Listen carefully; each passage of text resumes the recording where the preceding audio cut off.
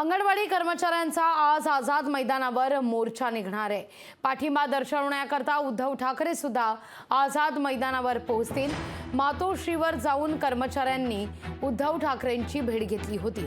उद्धव ठाकरे साधारणतः दुपारी 2 वाजता आंदोलकांच्या भेटीकरता आझाद मैदानावर पोहोचणार आहेत।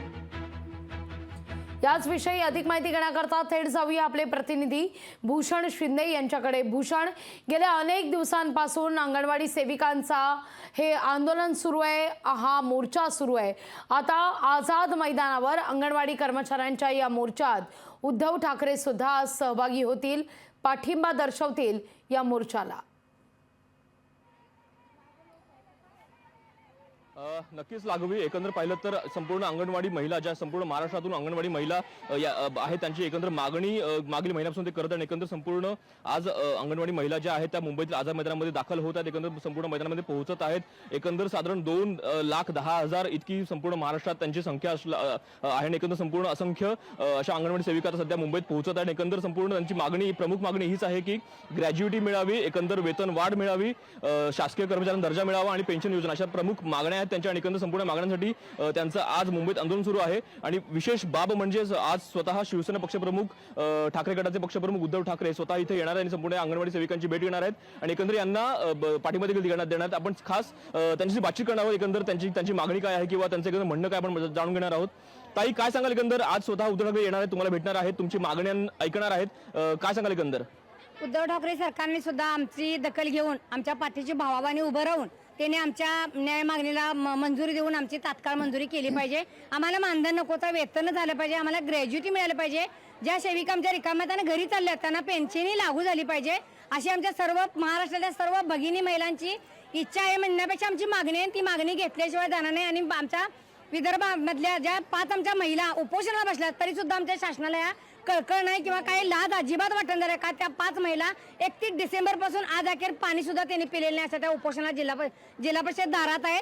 त्यांनी जर आमचा आज जर निर्णय नाही घेतला, आम्ही सुद्धा उपोषणाला सर्व जिल्ह्यामध्ये बसणार आहे। आणि अंगणवाडीला 75% महिला विधवा परितक्त्या भरून घेतल्यात। ह्या महागाईच्या दिवसात 10,000 पगारावर एका महिलेनं घर कसं चालवायचं? आणि आम्हाला मानधन नको, वेतन पाहिजे, पेन्शन योजना तर लागूच केली पाहिजे, कारण महिला 65 वर्षापर्यंत राबून जाताना रिकाम्या हाताने जायला नको आहे। आणि ह्या ज्या महिला आहेत त्या चिखलाच्या गोळ्याचा पूर्ण तुमचा चिखलचा गोळा असतो, ते बाळ म्हणजे आईच्या पोटात 3 महिन्यापासून त्या बाळाची संरक्षणता अंगणवाडी सेविका मदतनीस घेते आणि त्याची यांना सरकारला कधी जाग येणार आहे? आणि माझं असं म्हणणं आहे की आजच्या दिवशी जर आजच त्यांनी निर्णय नाही लावला, आझाद मैदानात सगळे आमरण उपोषणाला बसणार। तरी किती महिला सध्या इकडे उपस्थित आहेत? एकंदर कशा प्रकारे पुढची 2 लाखापर्यंतच्या महिला आमच्या इथं उपस्थित आहेत।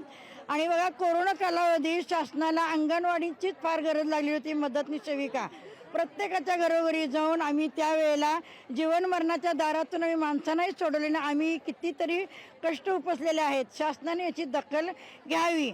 बघा, अधिकारी लोक घरात बसत होते आणि फक्त ऑर्डर सोडत होते, जा तिथं कोरोनाचा एक लाभ। पुढचं आंदोलन तुमचं कसं असेल? पुढचं आंदोलन कसं असेल? आमरण उपोषणाला बसणार आहे। जर आमची दखल घेतली नाही तर आम्ही आमरण उपोषणाला बसणार आहे। आझाद मैदान सोडणारच नाही। आज जर शिंदे सरकारने जर आमची मागणी मान्य केली नाही ना, तर आझाद मैदानावर कोणीच उठणार नाही। आज जन्मदिन आहे, त्या दिवशी तरी शासनाने भूषण आपण पाहतोय आणि त्यामुळे आता अंगणवाडी सेविका सुद्धा आक्रमक झालेल्या आहेत। आज नाही तर पुन्हा नाही असा पवित्रा या अंगणवाडी सेविकांनी घेतलेला आहे। त्यामुळे दुपारी 2 नंतर आता या ठिकाणी काय घडामोडी घडतात हे पाहणं महत्त्वाचं असेल। तुर्तास धन्यवाद तुम्ही दिलेल्या एकूणच सविस्तर माहिती करता। लोकशाही मराठी ऐका, पहा, जागरूक रहा।